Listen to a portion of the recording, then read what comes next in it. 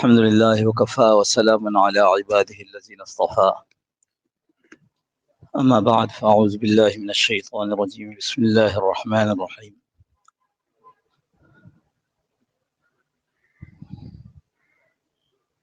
وإن تطع أكثر من في الأرض يضلوك عن سبيل الله إن يتبعون إلا الظن وإن هم إلا يخرصون صدق الله مولانا العظيم وصدق رسوله النبي الكريم ونحن على ذلك لمن الشاهدين والشاكرين والحمد لله رب العالمين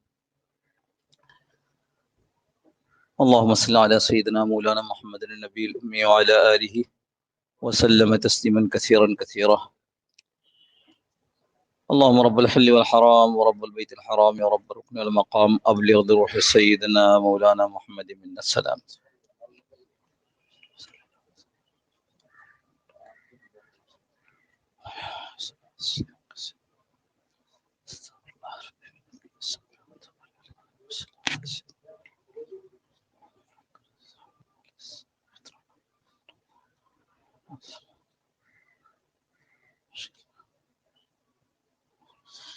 اللہ جل جلالہ ومن والہ نے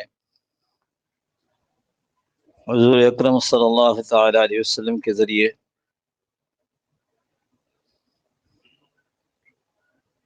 اس انسانیت کو مختلف ادیان، مختلف مذاہب، ان کے ظلم و ستم سے نجات دلا کر اسلام کے عدل اور انصاف والے دین میں اس انسانیت کو داخل کرایا۔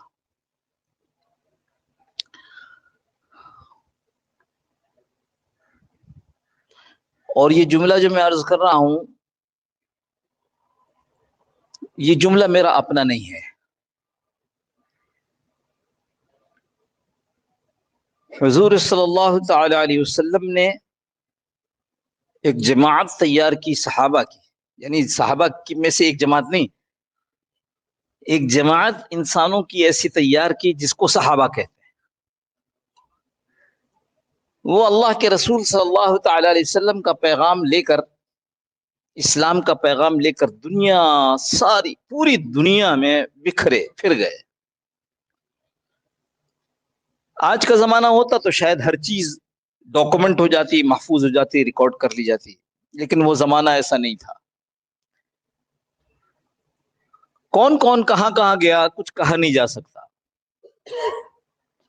کتنی جگہ کتنے لوگ گئے کچھ کہا نہیں جا سکتا۔ جو تاریخ کی تدوین ہوئی یعنی مرتب کی گئی، اس میں بعض حالات اور بعض واقعات آ جاتے ہیں۔ ایک واقعہ کہیں لکھا ہے کہ بہت دور دراز کا سفر کرتے ہوئے حضور صلی اللہ تعالی علیہ وسلم کی دنیا سے رخصت ہونے کے سالوں بلکہ صدیوں بعد ایک جگہ جب کچھ لوگ پہنچے اور انہوں نے وہاں دین کی بات کی تو معلوم ہوا کہ یہاں تو اسلام پہلے سے موجود ہے۔ تو پوچھا یہاں پر اتنی دور اس جگہ اسلام کہاں سے آیا؟ تو کہنے لگے کہ وہ لوگ تو کون تھے، قبریں بنی ہیں ان کی، جن سواریوں پر آئے تھے ان سواریوں کی ہڈیاں رکھی ہیں، دیکھا گیا تو اونٹ تھے۔ تو کوئی باضابطہ ریکارڈ کرنے کا، دستاویز بنانے کا زمانہ تو تھا نہیں، ورنہ ہم نے جو گزشتہ دنوں سندھ میں ہماری سفر ہوا تو وہاں ساتھیوں نے بتایا کہ یہاں ایک صحابی کی قبر ہے، جو صاحب اس قبر پر اس کے ساتھ ایک مدرسہ تھا وہاں موجود تھے۔ انہوں نے بتایا کہ میرے والد صاحب یہاں ہوتے تھے، انہوں نے یہ خواب دیکھا اور یہ فلاں فلاں صحابی ہیں۔ پھر میں نے تلاش کیا کہ ان صحابی کا پتہ چلے، دو صحابہ کا نام لے رہے تھے تو ان میں سے ایک صحابی کا تو پتہ چلا کہ فلاں جگہ انتقال ہوگا، دوسرے صحابی جن کی قبر یہ موجود ایسی تھی کہ ہاں بھائی یہ تو ہو سکتے ہیں، تو ان کے متعلق جب تلاش کیا تو معلوم ہوا کہ ان کا آخری زمانہ نہیں مل رہا کہ وہ کہاں گئے۔ کہنے والے بلوچستان میں، کہنے والے پشاور میں، کہاں کہاں کہتے ہیں کہ حضرات صحابہ کی قبریں ہیں۔ اگر حضرات صحابہ کی نہ بھی ہیں تو پرانے زمانے کے ان لوگوں کی قبریں ہیں جو یہاں دین لے کر کے پہنچے تھے۔ دستاویز ہمارے پاس بہت کم ہے، ابتدائی زمانے کی چیزیں ہیں کہ حضرات صحابہ کی ایک جماعت حضرت سعد ابن وقاص کے سربراہی میں نکلی اور وہ ایران کی طرف آئی. یہ مجوسی تھے. کسرا بادشاہ تھا. زیادہ تفصیل میں جاؤں گا کہ ہمارے پاس وقت زیادہ نہیں ہوتا. بس یوں سمجھیے کہ جب رستم کو وہاں بھیجا گیا اور وہ ڈر رہا تھا کہ کہیں ایسا نہ ہو کیونکہ ہم مجھ سے پہلے والے سارے پہلوان وہاں مارے گئے, میں بھی مارا نہ جاؤں, روب بیٹھ گیا تھا مسلمانوں کا. تو بادشاہ سے کہا کہ مجھے اپنے پاس رہنے دیجیے تاکہ میں مشورہ کر کے کسی اور کو بھیجتا رہوں. بادشاہ نے کہا نہیں, اب تو تم ہی رہ گئے ہو رستم. یہ چلا گیا اور سعد ابن ابی وقاص رضی اللہ تعالیٰ عنہ اپنی جماعت کو لے کر سامنے, ان کے لشکر ادھر سامنے. تو ایک چیز ہوتی ہے جو آج کل بہت معروف ہے, ڈیلیئنگ ٹیکٹکس, تاخیر کرنا.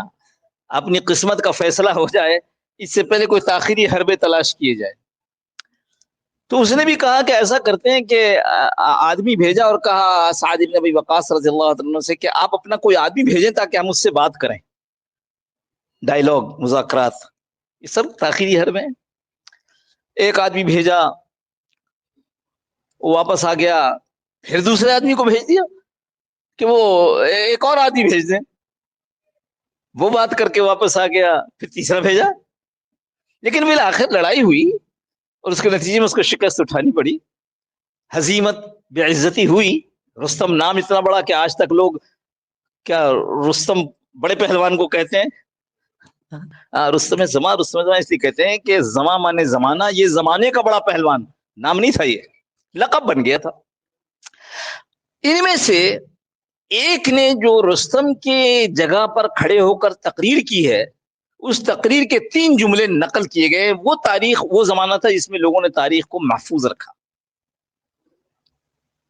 اور چونکہ مدینہ منورہ کے صحابہ تھے تو یہ صحابہ جب واپس پلٹ کر گئے ہیں تو یہ ساری چیزیں روایات کی شکل میں محفوظ ہوتی چلی گئی. جو کہیں اور نکل گئے سو نکل گئے, ان کا کسی کو کچھ پتہ نہیں کون کہاں گیا. یہ بات البتہ معروف ہے, مشہور ہے کہ 1,24,000 میں سے کوئی 10-12 ہزار کی قبریں حجاز مقدس میں ہیں, باقی قبریں یہاں نہیں ملتی صحابہ کی. سوچ لو کہاں گئے ہوں گے. خیر, عرض یہ کر رہا تھا کہ ان صحابی نے جا کر 3 جملے جو بڑے عجیب کہے ہیں. سوال ہوا تم کیوں آئے ہو حجاز سے ایران تک کا سفر؟ یہ کوئی کراچی حیدرآباد کا سفر تو تھا نہیں, اور وسائل اور ذرائع تھے نہیں. تم کیوں آئے ہو؟ اور مقصد کیا تھا؟ ہر بادشاہ نے اس طرح کی بات کہی مسلمانوں سے کہ اگر تمہیں مال چاہیے تو مال دیتے ہیں, کھانا چاہیے کھانا دیتے ہیں, کپڑا چاہتے ہیں کپڑے, جو چاہتے ہم تم کو دیتے ہیں, تم لے لو اور واپس چلے جاؤ. لیکن وہ یہ نہیں چاہتے. جب ان سے پوچھا کہ تم کیوں آئے ہو تو ان کا جواب تھا اللہ ابتعثنا لنخرج العباد من عبادت العباد الى عبادت رب العباد. اللہ, ہم نہیں آئے ہیں, اللہ ابتعثنا, اللہ نے ہم کو بھیجا ہے. کیوں بھیجا بھائی؟ لنخرج العباد, کہ ہم بندوں کو, لنخرج العباد من عبادت العباد, بندوں کو بندوں کی غلامی سے نجات دے دیں. بندوں کو, یہ بندے جن کو بندوں نے اپنا غلام بنا رکھا ہے, ان سے ان کو نجات دلوائیں. کس طرف لے جائیں؟ کہاں نجات ہوگی؟ الی عبادت رب العباد, بندوں کے رب کی غلامی میں دے دیں. یہ ہے آزادی حقیقی. بندہ مخلوق کی غلامی سے خالق کی پکی غلامی کو اختیار کر لے, اس کی زندگی آزاد ہو گئی. یہ ہے حقیقی آزادی کہ اس نے اپنی زنجیریں توڑ دی ہیں. اب یہ صرف اللہ کا غلام, اپنی خواہشات کا غلام نہیں ہے, اپنی جی چاہی کا غلام نہیں ہے.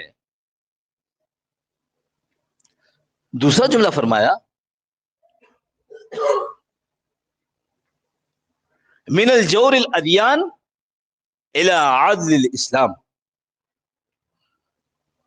کہ یہ جو ہم کہہ رہے ہیں کہ بندوں کو نجات دلائیں, تو ایک تو ہوا بندوں کی غلامی سے نجات دلائیں, دوسرا جتنے مذاہب ہیں ان کی ظلم و ستم سے نجات دلا کر اسلام کے انصاف میں لے آئیں. یہ جو میں نے پہلا جملہ آج ممبر پر بیٹھ کر کہا آپ حضرات سے, وہ یہ تھا کہ اللہ کے نبی صلی اللہ علیہ وسلم نے احسان فرمایا کہ ادیان کے ظلم اور جور اور بے انصافی سے نجات دلا کر اسلام کا عدل ہمارے سامنے پیش کر دیا. تیسرا جملہ من ضیق الدنیا الی سعتها, اس کو دو طرح نقل کیا گیا، من ضیق من ضیق الدنیا الی سعتها، دنیا کی تنگی سے نجات دلا کر دنیا کی وسعت میں دے دینا. اور دوسرا جملہ اسی کا اس طرح نقل کیا گیا کہ من ضیق الدنیا الی وسعت الاخرہ، دنیا کی تنگی سے نکال کر آخرت کی وسعت میں دینا. یہ دونوں جملے معروف ہیں، اللہ جانتا ہے ان میں سے کون سا تھا، لیکن حضرت مولانا ابوالحسن ندوی رحمۃ اللہ علیہ نے پہلے والے جملے کو اختیار کیا ہے، من ضیق الدنیا الی سعتها، دنیا کی تنگی سے نجات دلا کر دنیا کی وسعت میں دینا. اور پھر آگے اس کو سمجھایا ہے کہ یہ کیا، اس جملے کا مطلب کیا ہے، دنیا کی تنگی اور دنیا کی وسعت کیا ہوتی ہے. خیر وہ اس کا موضوع چونکہ ہمارا نہیں ہے اور وقت ہمارے پاس مختصر ہوتا ہے، تو اس لیے ہم وہ انشاءاللہ جمعے کے بعد مجلس میں بیان کر دیں گے. تو عرض کر رہا تھا کہ حضور صلی اللہ علیہ وسلم نے مخلوق کو، بندوں کی غلامی سے نجات دلائی، لیکن غلام جب ہو جاتا ہے نا آدمی، تو اس کو غلامی کے ذہن سے آزاد کرنے کے لیے نبی جیسی ہی محنت کرنی پڑتی ہے. ورنہ حشر ہم لوگوں کی طرح ہوتا ہے، 100 150 200 سال ہو گئے مسلمانوں کو، بلکہ اس سے بھی کم. ہم تو 75 میں آزاد ہوئے ہیں. اسی کے لگ بھگ جو ہے ساری اسلامی دنیا نو آبادیاتی نظام سے باہر آئی ہے.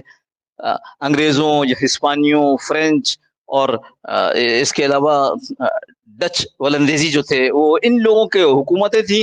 اس غلامی نے اتنی بری طرح متاثر کیا کہ ہم اپنے آقا کی ہر چیز کو ابھی تک گلے سے لگا کر بیٹھے ہوئے. بڑی بری چیز ہے غلامی.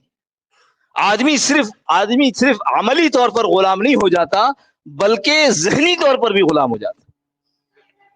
ایسے غلام ہوئے کہ آج ہمارا مولوی صاحب بھی یورپ کی چیزوں کو لے کر کہتا ہے یہ بھی تو اسلامی ہے. مثال میں نے کئی مرتبہ دی ہے، تو وقت تو رہا ہی نہیں. اب یہ جو بات اصل کرنی ہے، جو اصل بات، اب یہ میں مثال دوں کہ نہ تو یہ سمجھ میں نہیں آ رہا ہے. اصل بات جو کرنی ہے وہ مثال بس اس طرح سمجھ لو کہ ہم سارے لوگ، عوام کیا، عمرا اور حکام کیا، اور جہلا اور علماء کیا، سب مل کر اس کی آواز لگا رہے ہیں کہ انسانی حقوق اصل میں اسلام نے دیے ہیں.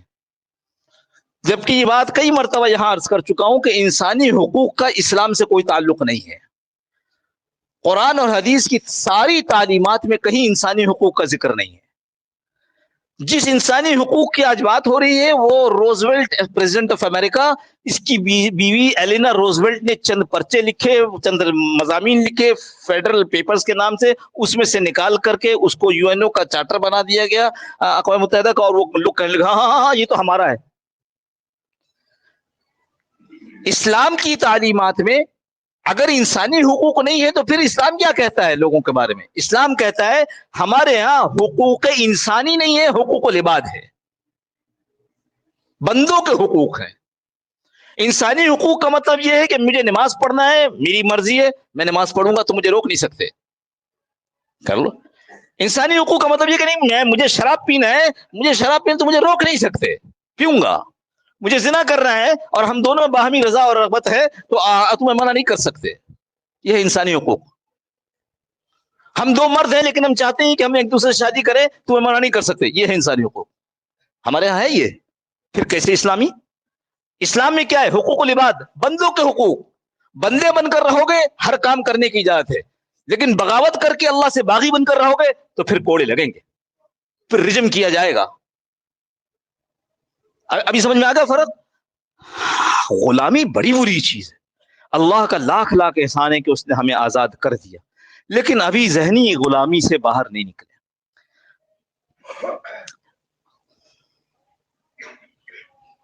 ایک بات چل پڑی ہے، وہ کہتے ہیں ہم بندوں کو بندوں کی غلامی سے نجات دلانے آئے. یہ کہتے ہیں کہ اتنی بڑی زبردست چیز ہے کہ وہ لنکن جو صدر امریکہ تھا اس نے کہا تھا کہ یہ جو طرز حکومت ہے اس کے اندر بندوں کو، بندوں کی رائے سے بندوں کی حکومت بنائی جاتی ہے.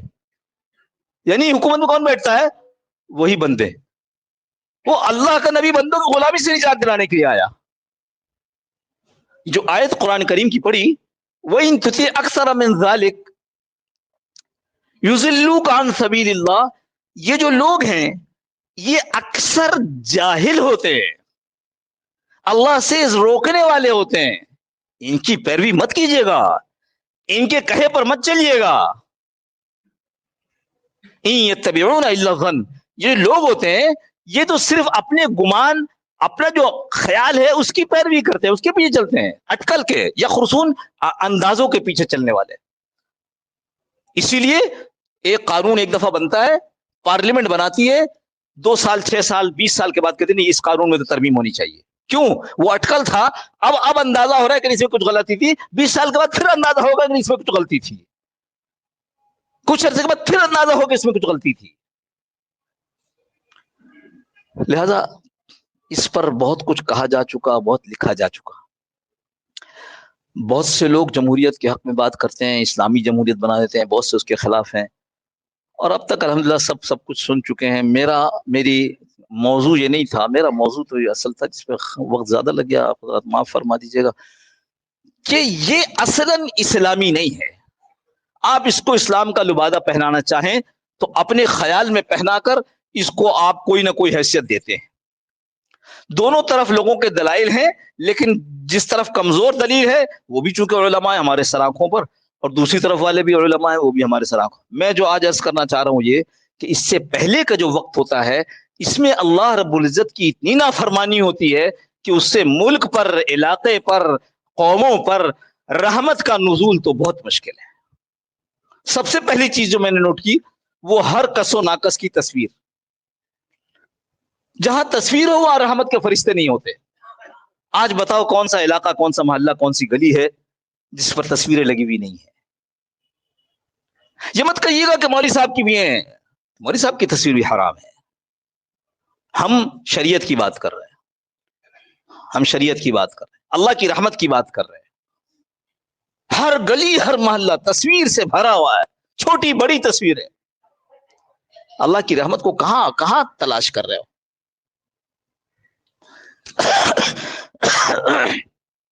کل نماز کے وقت میں حیران ہو گیا، بڑی زور سے موسیقی. ہمیں حیران، یا اللہ یہ کہاں سے آوازیں آ رہی ہیں؟ یہ وقت تو ایسا نہیں ہے کہ اس وقت میں کہیں پروگرام ہو رہے ہو. پھر خیال ہے ہو یہ تو کوئی جلوس جا رہا ہے. میرے والد صاحب رحمہ اللہ فرمایا کرتے تھے، بیٹا ہم اتنی طاقت میں تھے، حالانکہ تھوڑے تھے لیکن ہم اتنی طاقت میں تھے کہ اس بر صغیر میں ہماری مسجد کے سامنے سے کوئی ہندو کی بارات باجا بجاتے ہوئے نہیں گزر سکتی تھی. یہ والد صاحب رحمۃ اللہ خود سنایا.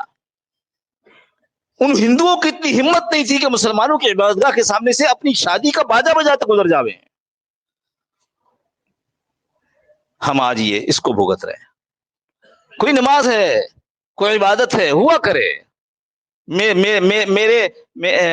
میرے امیدوار کا جو گانا بنایا ہے وہ تو ہم سنا کر رہیں گے. یہ اللہ کی رحمت کہاں سے اترے گی؟ مرد و زن کا آزادانہ اختلاط، وہ زندہ باد مرد آباد لگاتی ہوئی عورتیں اور مرد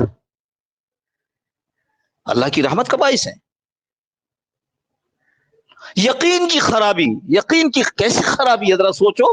ہم کہتے ہیں اللہ نے فرمایا جس کو ہم چاہیں گے حکومت دیں گے، اور میں بھی اور میری پارٹی بھی، ووٹ لینے والا بھی ووٹ دینے والا بھی اس میں ہے کہ اگر ووٹ نہیں دیا تو میرا آدمی منتخب نہیں ہوگا. ارے یہ تو سب سبب ہے. جیسے کھانا کھانا سبب ہے، پیٹ اللہ بھرتے ہیں.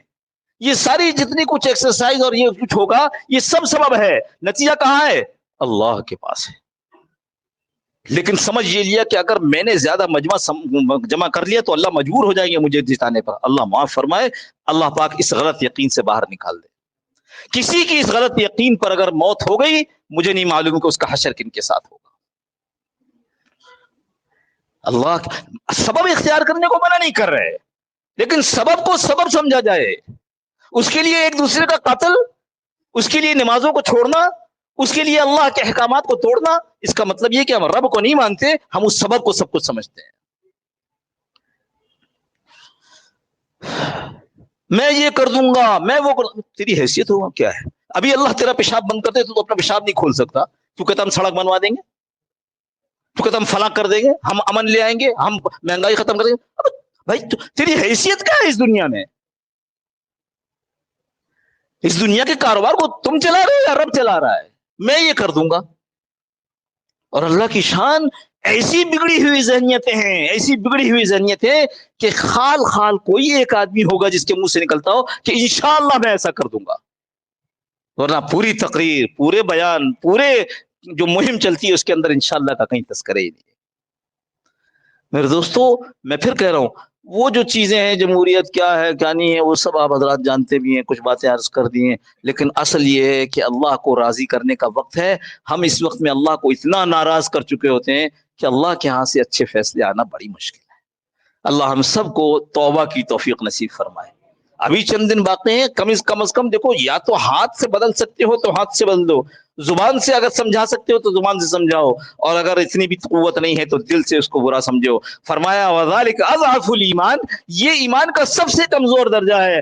ان منکرات کے، ان گناہوں معصیتوں کے، سڑک پر، چوک پر، بازاروں میں، گھروں میں ان معصیتوں کے ہوتے ہوئے اگر دل بھی برا نہیں سمجھ رہا تو اپنے ایمان کی خیر بنا. اس لیے توبہ کے ساتھ اپنے دل کے اندر توبہ والے جذبات بھی پیدا کیے جائیں اور دعائیں کی جائیں کہ اللہ پاک ساری امت کو عافیت کے ساتھ، عذاب کے ساتھ نہیں، عافیت کے ساتھ ہدایت عطا فرماتے ہیں. وآخر دعوانا الحمدللہ رب العالمین. وہ جو تھوڑی سی باتیں تھیں انشاءاللہ وہ نماز کے بعد مجلس کے اندر کر دیں گے.